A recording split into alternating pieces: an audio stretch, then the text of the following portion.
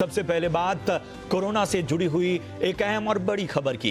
Corona संकट से बेहाल इंडस्ट्री को राहत देने के लिए सरकार जल्द ही दूसरे राहत पैकेज का ऐलान कर सकती है। प्रधानमंत्री और वित्त मंत्री के बीच इस मसले पर अहम बैठक हुई है। जी बिजनेस को सूत्रों से मिली जानकारी के मुताबिक इसे लेकर आज प्रधानमंत्री के साथ वित्त मंत्री की एक लंबी और विस्तृत बैठक हुई। इस बैठक में राहत पैकेज को फाइनल रूप दिया गया है। सूत्रों का कहना है कि 20 अप्रैल से पहले कभी भी राहत पैकेज का ऐलान किया जा सकता है। तो बड़ी खबर है, एक और बड़े राहत पैकेज का ऐलान कभी भी हो सकता है। 20 अप्रैल से पहले कभी भी इस राहत पैकेज का ऐलान हो सकता है। जो कोरोना संकट इस वक्त पूरे देश पर छाया हुआ है, उसमें इंडस्ट्री को राहत देने के लिए इस पैकेज का ऐलान होगा। प्रधानमंत्री नरेंद्र मोदी और वित्त मंत्री निर्मला सीतारमण के बीच इस सिलसिले में एक अहम और विस्तृत बैठक हुई है। एक लंबी बातचीत दोनों के बीच हुई है और जो सूत्र हैं हमारे, उनका कहना है कि बहुत हद तक 20 अप्रैल से पहले इस राहत पैकेज के जो दूसरी किस्त है उसका ऐलान हो सकता है।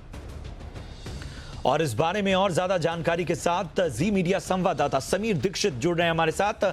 समीर, पूरी जानकारी आपसे चाहेंगे, क्या कुछ खबरें अंदर खाने से आ रही हैं? बिल्कुल, सबसे अहम ये है कि 20 अप्रैल की तारीख इसलिए अहम है क्योंकि 20 अप्रैल के बाद सरकार कई सेक्टर्स में छूट या रियायत देने पर विचार कर रही है, इस दिशा में कदम बढ़ा सकती है। और ऐसे में जब एक बार इकोनॉमिक एक्टिविटी को वापस पटरी पर लाया जाएगा, तब जो इस लॉकडाउन का असर अलग अलग सेक्टर्स पर पड़ा है उसको कम करने के लिए सरकार एक राहत पैकेज की घोषणा कर सकती है। ये रिलीफ पैकेज दूसरा रिलीफ पैकेज हो सकता है सरकार की तरफ से, और यही वजह है कि 20 अप्रैल से पहले सरकार एक और राहत पैकेज की घोषणा कर सकती है। सूत्रों के मुताबिक ये पता चला है कि जो अहम बैठक प्रधानमंत्री नरेंद्र मोदी और वित्त मंत्री निर्मला सीतारमण के बीच में हुई है, जिसमें सभी वित्त सचिव भी मौजूद रहे, इसमें सबसे ज्यादा फोकस एमएसएमई सेक्टर पर रहा है। यानी कि छोटे और सूक्ष्म उद्योग जो हैं, ये इस पर सबसे ज्यादा लॉकडाउन की मार पड़ी है। तकरीबन 80% का ये असर देखने को मिला है। अभी तक जो सरकार को फीडबैक मिल रहा है उसमें यह है कि जो लॉकडाउन का असर एमएसएमई सेक्टर पर है वो जबरदस्त है। 80% तक का असर देखने को मिला है। और जब ये छूट या रियायत केंद्र सरकार की तरफ से मिलेगी, तब एमएसएमई सेक्टर को वापस पैरों पर खड़ा करने के लिए बहुत जरूरी है कि उनको वित्तीय मदद या राहत पहुंचाई जाए। यही वजह है कि एमएसएमई सेक्टर पर सबसे ज्यादा फोकस है और इस सेक्टर के लिए आप आने वाले दिनों में सरकार की तरफ से कोई बड़ी घोषणा या राहत पैकेज का ऐलान होता हुआ देख सकते हैं। इसके अलावा आपको बता दें कि अलग अलग सेक्टर्स जितने भी हैं उस पर भी लॉकडाउन का जाहिर तौर पे जो असर पड़ा है, वो सेक्टर कहीं बिखर न जाए या उसमें नेगेटिव फिगर्स ना आए, उसको देखते हुए सरकार इन सेक्टर्स पर भी काफ़ी हद तक गौर कर रही है। मसलन मैं एविएशन सेक्टर की आपको बात बता दूं तो एविएशन सेक्टर में इस वक्त एक ग्रोथ जीरो के लगभग है, और ऐसे में अगर जब वापस एयरलाइंस पटरी पर आएंगी तब उनको बहुत ज़रूरी है कि एक रिलीफ पैकेज सरकार की तरफ से मिले, ताकि एयरलाइंस फ्लोटेड रहे, बनी रहें और वो डूबने के कगार या बैंकरप्सी तक ना पहुंचे। तो इस विषय पर भी अहम चर्चा हुई है कि tourism, aviation sector, MSME sector को बनाए रखने के लिए और डूबने से बचाने के लिए इस पर अहम चर्चा हुई है। और माना यह जा रहा है कि 20 अप्रैल से पहले सरकार की तरफ से कोई घोषणा हो सकती है।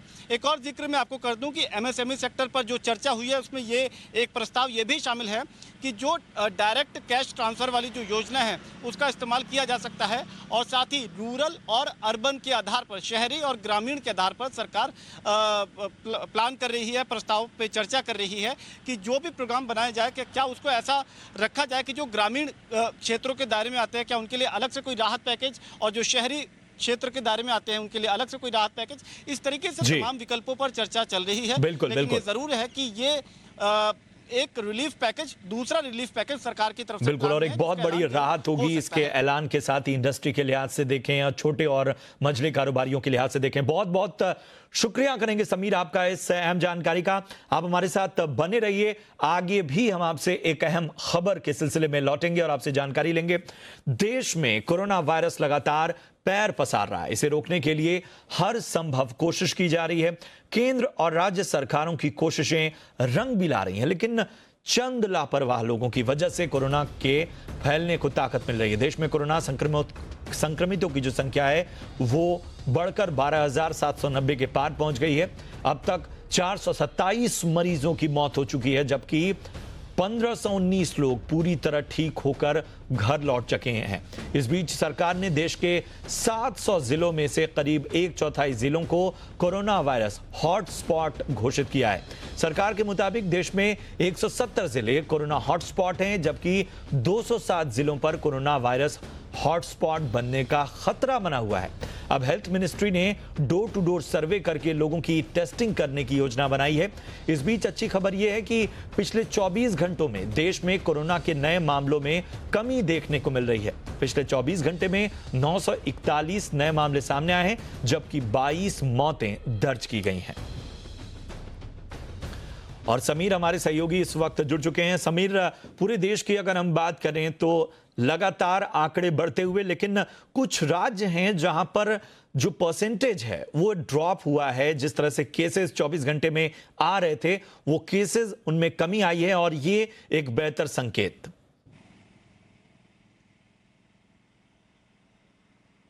बिल्कुल, कई राज्य ऐसे हैं जो इस मसले में काफ़ी सही तरीके से कह सकते हैं या काफ़ी बेहतर तरीके से काम कर रहे हैं। उसका नतीजा ये है कि जो आंकड़े हैं वो काफ़ी स्थिर या कम होते हुए नज़र आ रहे हैं। मसलन उत्तर प्रदेश की बात करें अगर, तो उत्तर प्रदेश में जनसंख्या के लिहाज से अभी तक जो कोरोना पॉजिटिव केसेस की जो संख्या है वो 700 से कम है, अभी तक का जो फिगर है। हालांकि आगे इसमें कुछ बढ़ोतरी हम भले ही देखें, लेकिन जनसंख्या के अनुपात में अगर हम देखें तो उत्तर प्रदेश में जो पॉजिटिव केसेस के जो फिगर है वो सुकून भरा है, वो राहत भरा है कि कम से कम जो सरकारी कदम हैं वो पॉजिटिव इम्पैक्ट लेकर के आ रहे हैं। हालांकि दिल्ली के नज़रिए से आपको बता दें कि थोड़ी चिंता अभी भी बरकरार है। दिल्ली में कोरोना पॉजिटिव केसेस की जो संख्या है वो तकरीबन 1600 है। लेकिन इन सब के बीच एक अहम घटना या एक अहम जो डेवलपमेंट हम कह सकते हैं कि एक पिज़्ज़ा डिलीवरी बॉय को कोरोना पॉजिटिव पाया गया है दिल्ली में। दिल्ली के दक्षिणी इलाके में जो पिज़्ज़ा आउटलेट है वहाँ पर जो पिज़्ज़ा डिलीवरी बॉय है उसको जो कोरोना पॉजिटिव पाए जाने के बाद में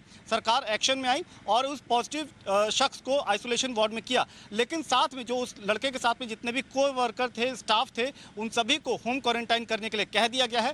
ये भी जानकारी सामने आई कि 72 घरों में ये पिज़्ज़ा डिलीवरी बॉय पहुंचा था, गया था, लिहाजा उन 72 घरों के सभी लोगों को होम क्वारंटाइन रहने का आदेश दे दिया गया है। इस सबके साथ में उस इलाके में जहाँ पर ये पिज़्ज़ा डिलीवरी आउटलेट है वहां पर पूरे इलाके को सैनिटाइज किया गया है और जहां जहां ये पॉजिटिव लड़का गया था वहां पर सैनिटाइजेशन की पूरी प्रक्रिया को अंजाम दिया गया है। जरूर है कि कई ऐसे जो मामले सामने आते हैं जिसको देख करके लग सकता है कि यहाँ पर लापरवाही हुई है, लेकिन अहम इस बात पर भी है कि लोग भी अपनी तरफ से लॉकडाउन का सख्ती से पालन करें और जहां तक संभव हो वो किसी बाहरी संपर्क को अवॉइड करें या कोशिश करें उससे बचने की। जी, बहुत बहुत शुक्रिया करेंगे समीर आपका इस अहम जानकारी के लिए। और वाकई लोगों को इस लॉकडाउन में कहीं ना कहीं एहतियात बरतनी होगी। अगर वो पिज्ज़ा या बाकी किसी चीज़ को ऑनलाइन ऑर्डर कर रहे हैं तो एक बेहतर जो मेजर्स अपना रही कंपनियां उसका ख्याल रखें और कहीं से भी पिज्ज़ा ना लें। और आप देख सकते हैं कि इस घटना ने कहीं ना कहीं चिंता में डाल दिया सभी को। इधर